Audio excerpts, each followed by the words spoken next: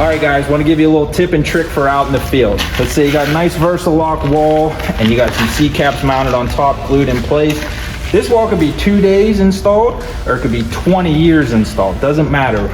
Let's say we need to add a light. Let's say we need to raise elevation. We want to change the angle. We need to remove a section, doesn't matter.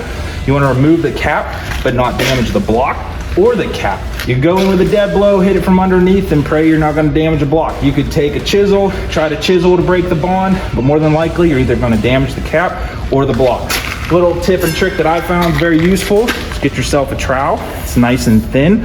What you're going to do is you're going to try to break the bond between the glue holding the block and the glue holding the cap in place. So what you're going to do is try to find somewhere there's a little bit of a void. Just get it started. Don't have to go the whole way. Get your hammer and just tap it through.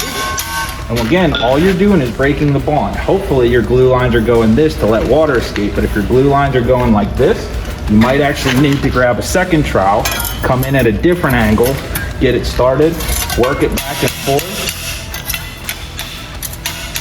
But eventually you will break that bond. You'll be able to just give it a little wiggle and eventually pop that cap free. Now there will be some residual glue left over. You'll have to grind off the bottom of the cap and the block, but almost guaranteed you won't damage either one.